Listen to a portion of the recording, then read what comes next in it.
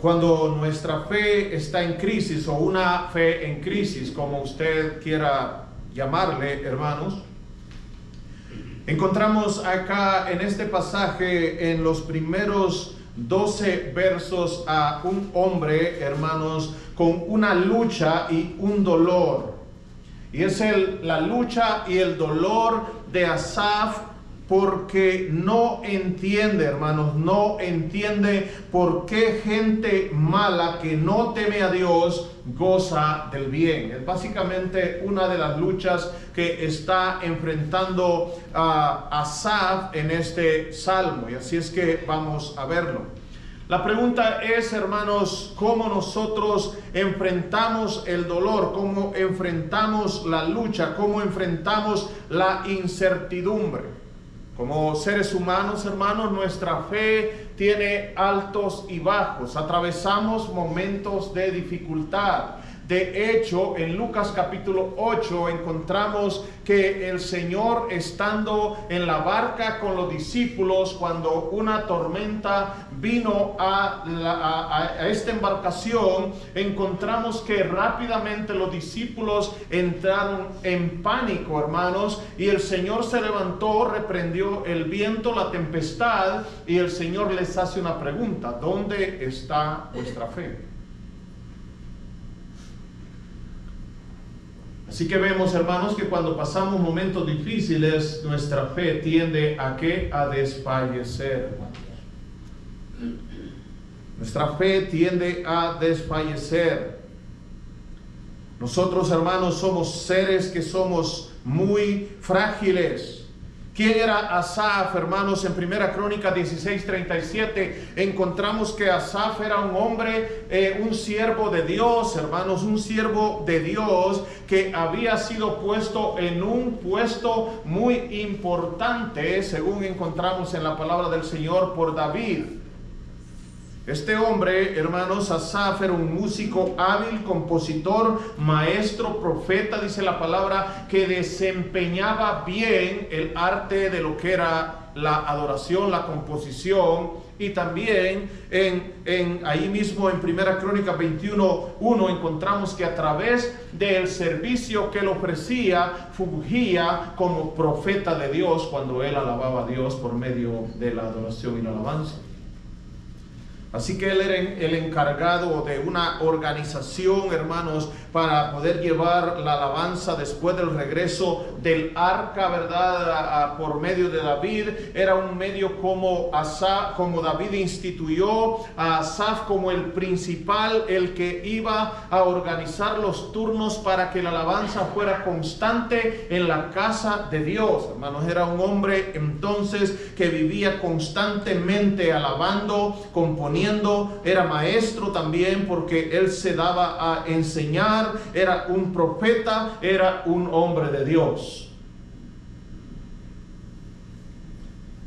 David, en el Salmo 42:1 encontramos, hermanos, que la palabra del Señor nos muestra cómo David también, como siervo del Señor, atravesó momentos de mucha dificultad en medio de una crisis personal. Dice ahí en el 42:2: mi alma tiene sed de Dios, del Dios vivo. ¿Cuándo vendré y me presentaré delante de Dios? Está añorando, hermanos, a Dios, está con sed de Dios. ¿Por qué? Porque él no podía sentir, o él no podía ver a Dios en medio de los momentos difíciles que estaba viviendo. Dice: fueron mis lágrimas mi pan de día y de noche, mientras me dicen todos los días: ¿dónde está tu Dios? Es como que le dijera usted a alguien: ¿cómo es posible, verdad? ¿Cómo es posible que tú, que dices que ser cristiano, te esté yendo tan mal en la vida? ¿Cómo es posible? ¿Dónde está tu Dios? Si tú eres cristiano, ¿dónde está? Básicamente esa es la circunstancia que está asediando a David. Me acuerdo de estas cosas, dice, derramo mi alma dentro de mí, de cómo yo fui con la multitud y conduje hasta la casa de Dios entre voces de alegría y alabanza del pueblo en fiesta. ¿Por qué te abates, oh alma mía, y te turba dentro de mí?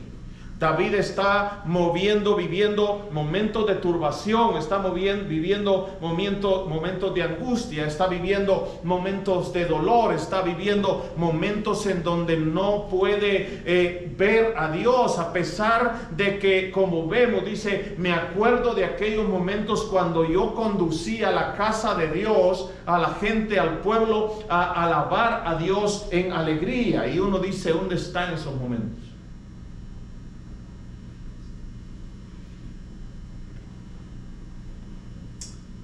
Elías, y no vamos a ir para allá, pero Elías en 1 Reyes 19, del 4 al 10, hermanos, lo encontramos huyendo de Jezabel. Y está bajo de un árbol, anhelando que Dios le quite la vida.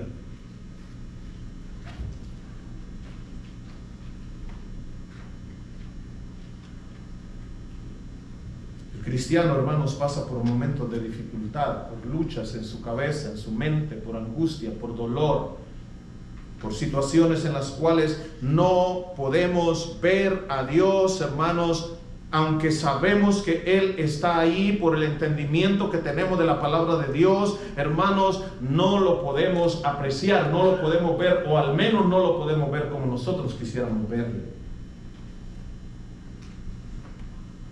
Asaf está luchando con el dolor en el Salmo 73. Y nos dice, hermanos, que la razón por la cual en el verso 3, mire, dice, porque tuve envidia de los arrogantes viendo la prosperidad de ellos. Ahí está, hermanos, cómo este hombre, este siervo de Dios, este músico, compositor, maestro, profeta, hermanos, hombre dedicado al servicio de Dios, está en momentos de una lucha y constante dolor. Él veía que todo iba mal. Pero no solo veía que todo iba mal, sino que él está viendo, hermanos, dice, la prosperidad de estas personas. Dice, tuve envidia. O sea, en otras palabras, me detuve a contemplar cómo a otras personas que aparentemente ni siquiera temen a Dios, viven en mejores condiciones que yo como cristiano.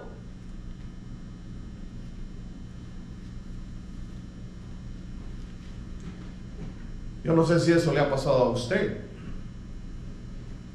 Pero la verdad que a mí muchas veces, hermanos.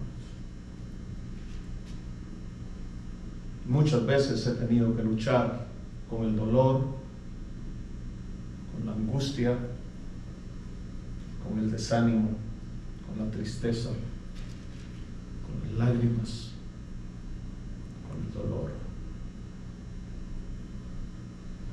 Sí, hermano, yo no soy un superhombre. Yo soy un hombre débil, frágil,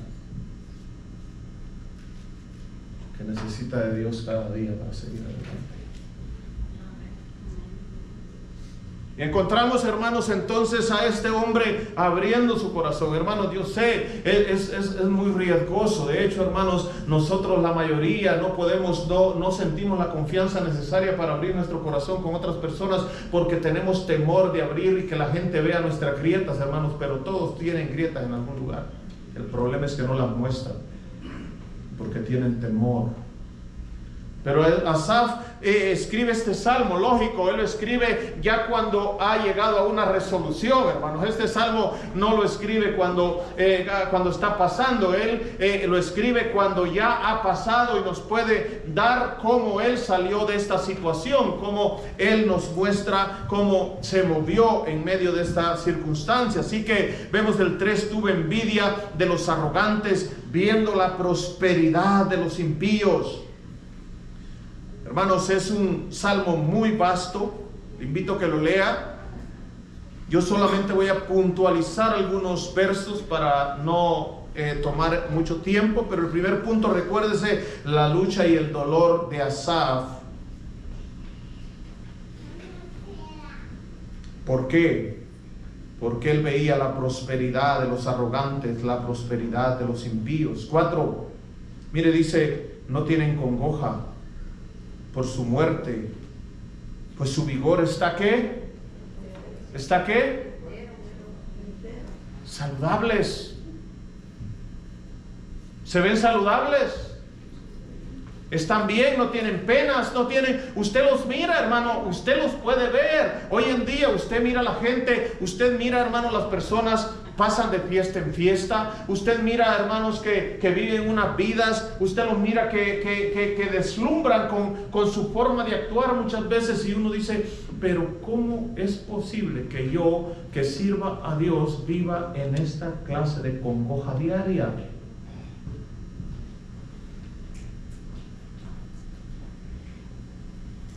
Saludables, sin pena. 5, no pasan trabajos como los otros mortales, ni son azotados como los demás hombres. Eso es lo que está viendo, eso es lo que está viendo Asaf. Asaf está, hermanos, pasando una crisis personal, que en otras palabras está llegando a ver de alguna manera si Dios es justo. ¿Cómo es posible que Dios en su justicia esté pagándole también a esta gente que ni siquiera lo toma en cuenta, y a mí me estén pasando tantos males, yo que le sirvo al Señor todos los días en el templo o en el tabernáculo, porque el templo no estaba edificado, en el tabernáculo, alabando, organizando, viendo que lo que vamos a cantar esté bien, evaluando y haciendo toda la obra que este hombre tenía que hacer, hermanos, para hacerla con diligencia y con excelencia, porque la palabra de Dios nos muestra, cuando vemos y vamos a Asaf, de ver cómo él desempeñaba su labor. Y sin embargo, hermanos, él está viendo a estas personas, está viendo su prosperidad.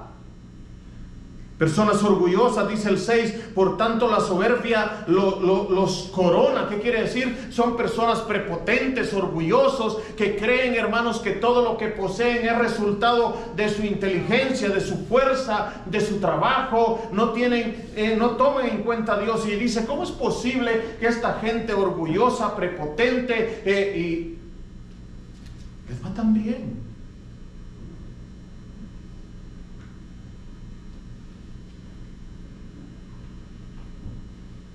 Los ojos se les saltan de gordura, logran con creces los antojos del corazón. Wow.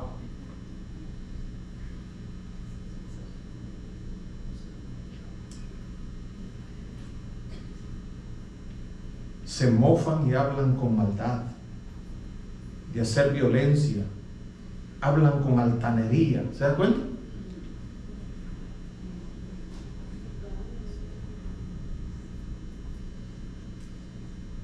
Ponen su boca contra el cielo y su lengua pasea la tierra.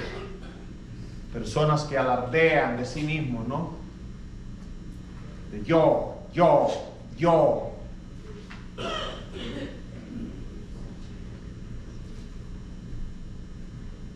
12. He aquí, estos impíos, sin ser turbados del mundo, alcanzan riquezas. ¿Se da cuenta? Yo he escuchado a gente decir, hermanos, que les va tan bien porque Dios los quiere. O sea, hablando desde el ámbito material. Y uno se pregunta, ¿y a mí qué? ¿No me quiere Dios? Básicamente, hermanos, vemos que esto está llevando a una crisis, hermanos, a Asaf. No solamente, hermanos, el hecho de ver que esto estaba pasando y él está trayéndolo a su mente, a su corazón, y está, hermanos, analizando y está diciendo, ¿cómo es esto posible? Que Dios, si es un Dios justo, esté dándoles a estos tanto y a mí no me esté tratando como él pensaba que necesitaba ser tratado de alguna manera.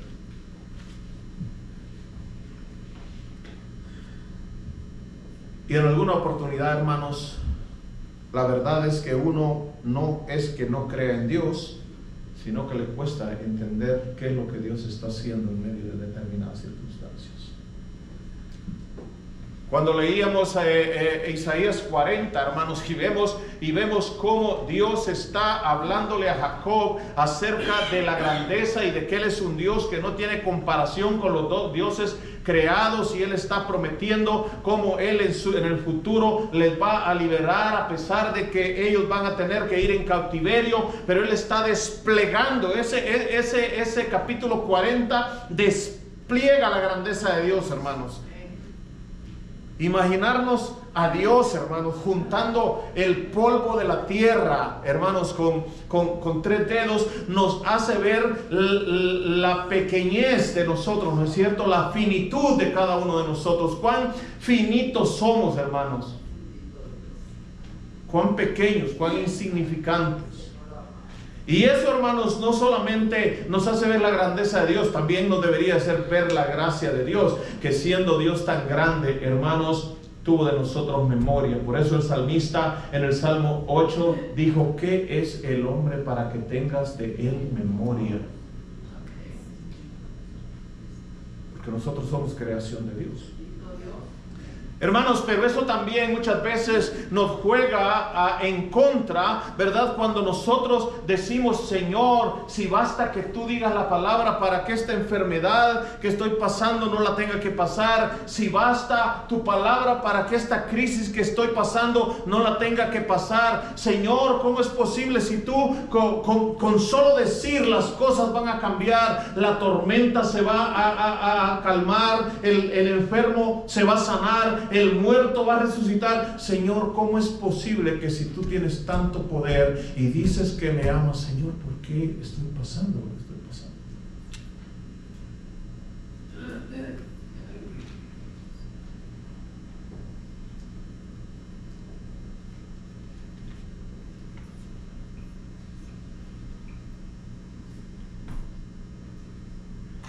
Así que Asaf estaba pasando momentos difíciles.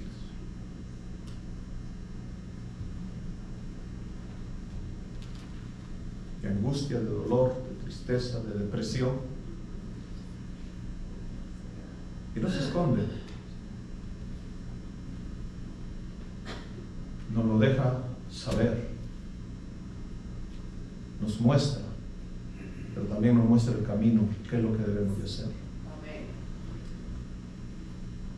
Ahora encontramos, hermanos, en algunos versos que voy a invitarle que vaya conmigo, hermanos, y vea el peligro que estaba corriendo Asaf al estar viviendo en una circunstancia así. Mire rápidamente en el verso 2, dice: en cuanto a mí, casi se deslizaron mis pies. ¿Se da cuenta? Verso 2, mis pies estuvieron a punto de resbalar. Ese es el peligro. El peligro, hermanos, de quedarnos contemplando la adversidad, de quedarnos contemplando las situaciones, de empezar a cuestionar a Dios, los problemas, el problema que puede ocasionar, hermanos, el que nosotros muchas veces empecemos a sentirnos de esa manera, por lo cual debemos de tener cuidado. Es porque dice Asaf: estuve a punto de ¿qué? De resbalar. Otra versión dice: estuve a punto de tropezar. Creo que tropezar me gusta más esa palabra, porque la otra se puede prestar a una mala interpretación, pero me gusta esta versión que dice: estuve a punto de tropezar, ¿no? Porque cuando uno tropieza, hermanos, puede ser que hay una caída, pero a la vez hay una levantada. Pero lo cierto es, hermanos, que en el 2 dice: mis pies estuvieron a punto de resbalar. Ese es el peligro, hermanos, el peligro que Asaf nos muestra que corrió su vida. Fíjese el verso 13, rápidamente nos dice: verdaderamente en vano he limpiado mi corazón. ¿Se da cuenta? Asaf está diciendo, ¿qué es lo que está diciendo? ¿Cómo lo dijéramos en lenguaje coloquial ahora, hoy en día, de lo que nosotros hablamos, hermanos? Por demás es ir a la iglesia. Por demás es que me abstenga de tantas cosas, ¿verdad?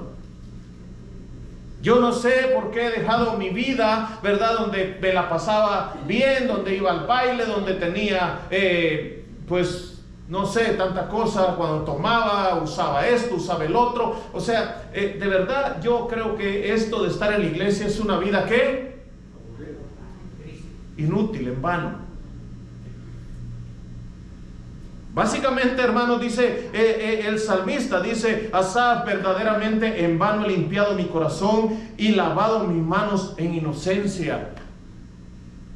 ¿Se da cuenta, hermanos? Dice el peligro de Asaf al estar en estos momentos difíciles, hermanos, es que empieza a ver que lo que él estaba haciendo no tenía ¿qué? Ningún valor. Tenía sentido. ¿Y qué pasa cuando nosotros estamos así, hermanos? ¿Qué es lo primero que hacemos cuando estamos así? Empezamos a dejar de congregarnos como hermanos en la iglesia.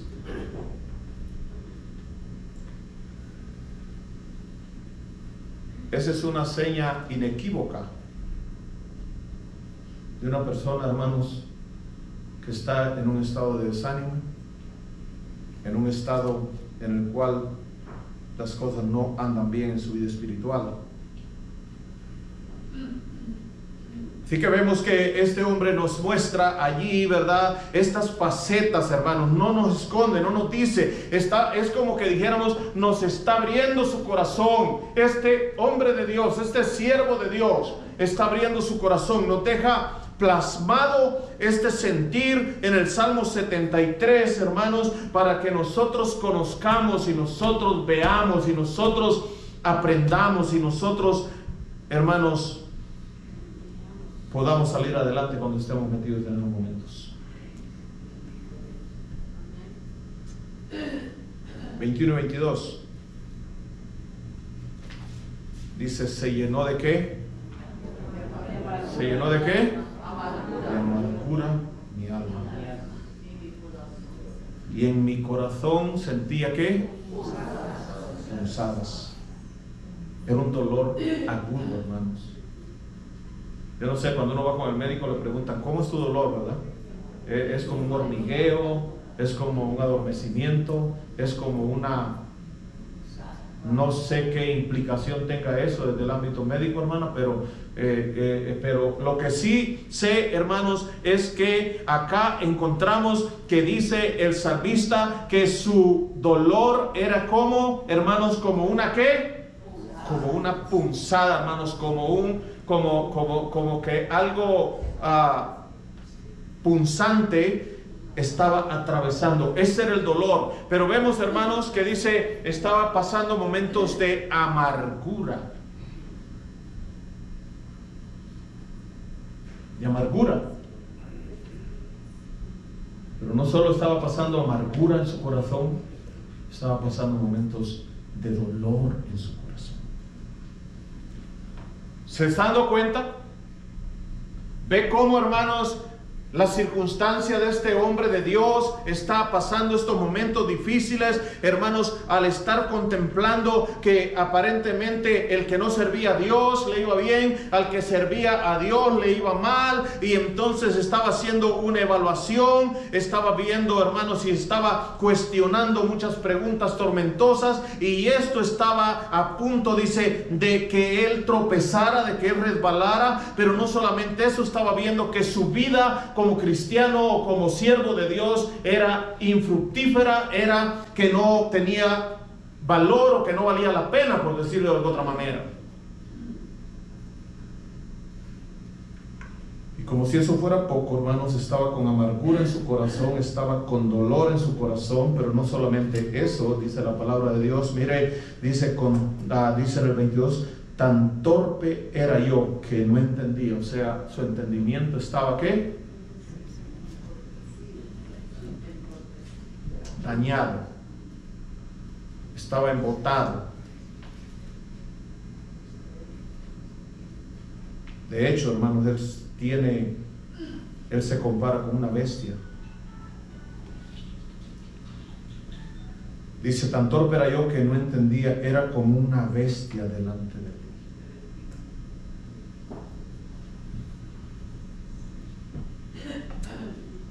Hermanos, cuando estamos atravesando momentos difíciles, hay amargura, hay dolor, hay turbación, nos volvemos irracionales.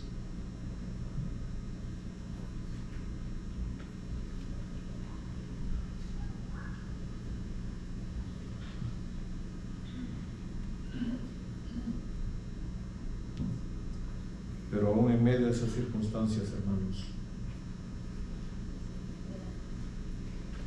Dios estaba ahí. Dice el 23, con todo yo siempre estuve contigo, me tomaste de la mano derecha. Hermanos, ¿qué es lo que podemos ver, hermanos? Que a pesar de nuestros desánimos, a pesar de que servimos, que lo que hacemos es inútil, a pesar de la amargura de Asaf, a pesar del dolor que sentía en su corazón, a pesar de su turbación, dice que Dios estaba con él, tomándolo de su mano derecha. Eso nos muestra, hermanos, que Dios no nos abandona en los momentos más difíciles de nuestra vida.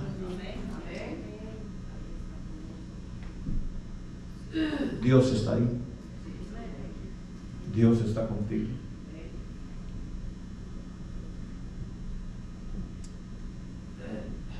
Bendito hasta que se encuentra en el verso 17.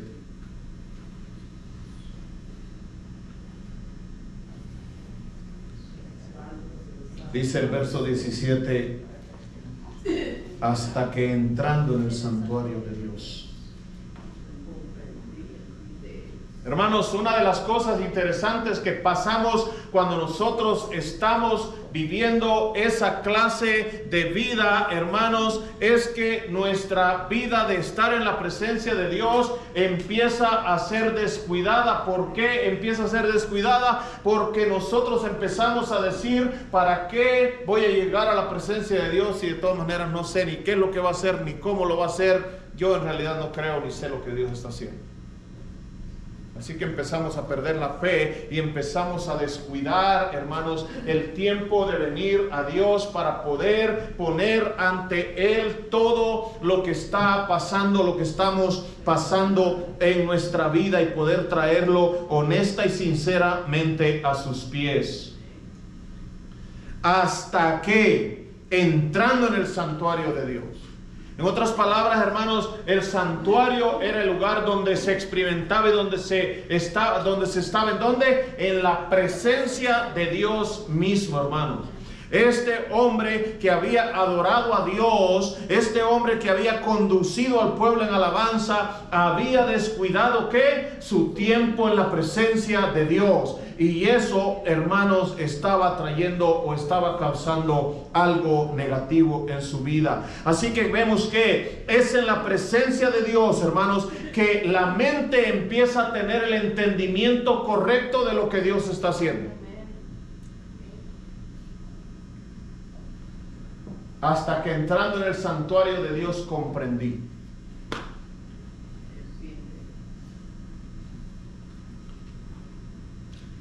Dios trajo entendimiento, hermanos. Dios trae en su presencia, empezamos a entender lo que Dios hace y cómo lo hace y por qué lo hace. Hasta que en la presencia de Dios comprendí el fin de ellos. ¿De quiénes? De a los que había evaluado del verso 2 al verso 12. Hermanos, la palabra de Dios dice en Santiago que si alguno de nosotros está falto de sabiduría, dice, pídala a Dios. En Santiago 1.5 dice la palabra de Dios, ahí en Santiago 1.5, si me la pones por favor, David. Y si alguno de vosotros tiene falta de sabiduría, y hermanos, recuérdese, allí también a Santiago está hablando que cuando estén pasando por diversas pruebas, dice, ¿verdad? Y no entendamos lo que Dios está haciendo, en esos momentos dice que vengamos a Dios en oración y entonces pidámosle sincera y honestamente a Dios. Dice, no entiendo lo que estás haciendo, Señor, no sé cómo lo estás haciendo, por qué lo estás haciendo, Señor, no te puedo ver, no te puedo sentir, Señor, mi corazón desfallece dentro de mí, Señor, no puedo más, mis fuerzas se han acabado. Honesto y sinceramente en la presencia de Dios.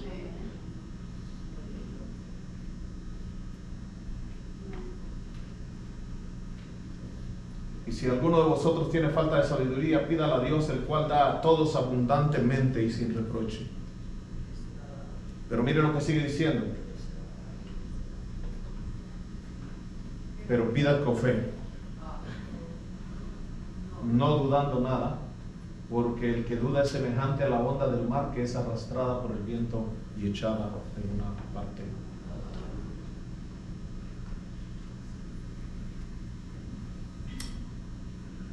El entendimiento de Asaf vino en la presencia de Dios. ¿Qué fue lo que entendió, hermanos? Que el gozo que estas personas tenían era temporal, pero su sufrimiento iba a ser eterno. ¿Escuchó? Que el gozo que estas personas tenían era un gozo temporal, pero su sufrimiento era un sufrimiento, sería un sufrimiento eterno, contrario al cristiano, hermanos, que en otras palabras, hermanos, el sufrimiento es que temporal, pero que su gozo será eterno.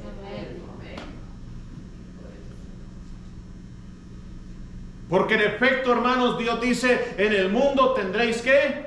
Aflicción.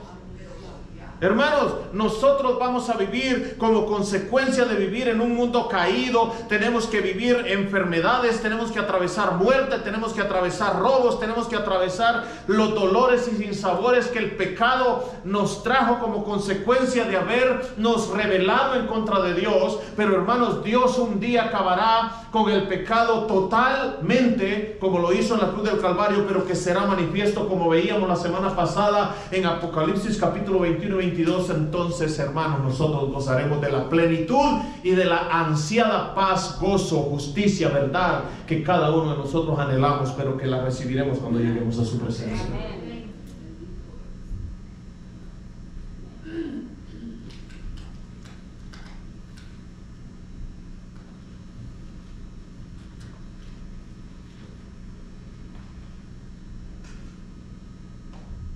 Dios, hermanos,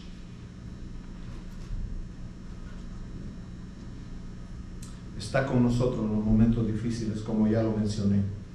Me tomaste de la mano derecha, me has guiado según tu consejo. Y mire lo que dice 24, y después me recibirás en gloria. Dios, a través de su palabra, hermanos, trae el consejo y la guía en nuestra vida, en medio de la angustia, en medio de la desolación, en medio del dolor, hermanos, en medio de los momentos adversos, hermanos. ¿Cómo? Porque nosotros podemos entonces entender que esta vida no es todo, hermanos, que esta vida solamente es el terreno donde nosotros tenemos que batallar, como veíamos la semana pasada en la parábola del trigo y la cizaña, donde Dios nos muestra a través de esa lección que tenemos que vivir en un mundo donde hay cristianos y no cristianos, y que tendremos que enfrentar momentos difíciles, pero un momento Dios enviará a sus ángeles, dice la palabra de Dios, y recogerá el fruto, y la cizaña será echada en el fuego. ¿Y qué dice? Y nosotros, los que somos el trigo, seremos puestos en un granero. En otras palabras, haciendo alusión, estaremos en la presencia del Señor.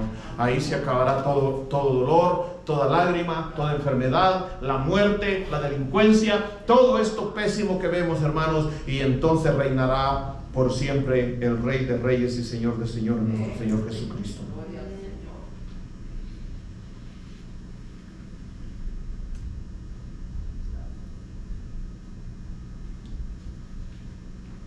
Dice la palabra del Señor en el 26: mi carne y mi corazón desfallecen, mas la roca de mi corazón y mi porción es Dios para siempre. Esa fue la determinación a la cual termina llegando, hermanos, Asaf. Dice: ¿a quién tengo yo en los cielos sino a ti? Es como que dijera, al final de todo, ¿verdad? Al final de todo he comprendido, ¿verdad? Que yo tengo el más grande tesoro que puedo tener. Y si yo no tengo nada en esta tierra, no me importa, está diciendo Asaf. ¿Por qué? Porque yo tengo algo más grande en los cielos. ¿A quién tengo yo en los cielos sino a ti? Y luego llega a la conclusión y dice: y fuera de ti nada deseo en la tierra. Hermanos, si nosotros llegamos a alcanzar, escucha, hermano, si nosotros después de un momento tormentoso y doloroso llegamos a aprender esa gran lección y llegamos a entender, hermanos, que lo mejor que nosotros podemos tener en nuestra vida es a Cristo, aunque no tengamos nada, lo tenemos todo, porque ¿de qué sirve que el hombre lo tenga todo si al final de cuentas pierde su alma? Dice la palabra del Señor. ¿Qué recompensa podrá dar el hombre por su alma? Pero si no lo tenemos, si no tenemos nada en esta tierra, pero tenemos a Dios, hermano, lo tenemos todo.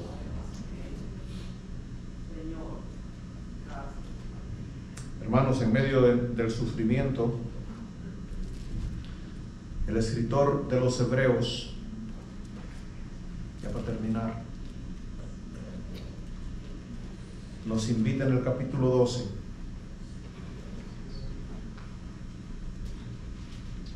del 1 al 3, lo voy a leer nada más. Dice: por tanto nosotros también, teniendo en derredor nuestro tan gran nube de testigos, despojémonos de todo peso y del pecado que nos asedia, y corramos con paciencia la carrera que tenemos por delante, puestos los ojos en Jesús, el autor y consumador de la fe, el cual por el gozo puesto delante de él sufrió la cruz, menospreciando lo oprobio, y se sentó a la diestra del trono de Dios. Considerad aquel que sufrió tal contradicción de pecadores contra sí mismo. ¿Para qué? Para que vuestro ánimo no se canse hasta desmayar. 4. Porque aún no habéis resistido hasta la sangre combatiendo contra el pecado. ¿Qué les está diciendo el escritor a los Hebreos? Sí, ustedes están pasando momentos difíciles. Sí, están siendo perseguidos. Todavía no los han matado por su fe, ¿verdad? Puede ser que más adelante los vayan a matar, pero todavía no, les está diciendo el escritor. Pero ¿saben qué? Hubo alguien que lo mataron, y ese alguien fue Cristo Jesús. Y a él lo mataron por ti y por mí, para que por sus llagas fuéramos nosotros sanados y curados, y pudiéramos obtener el perdón y la salvación y la seguridad de la vida eterna en Cristo Jesús. Míralo a él, dice, en medio de tu sufrimiento, pon tus ojos en él. ¿Para qué?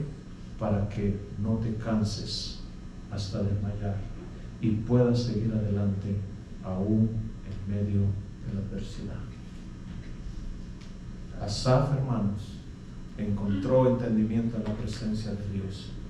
Entendió que Dios iba a ejecutar la justicia para con los pecadores y para con los justos, hermanos. Entendió que Dios estaba a su lado y entendió que no había cosa más valiosa que tener a Dios en su vida. Ojalá, hermanos, esa sea nuestra conclusión, y ojalá y podamos agradecidamente también nosotros, en los momentos difíciles, encontrar que Dios es el fundamento sólido de nuestra vida, que nos permite mantenernos fuertes en medio de las tormentas que vendrán a nuestra vida si no han venido. Oremos. Nuestro buen Dios, queremos agradecerte por tu bondad,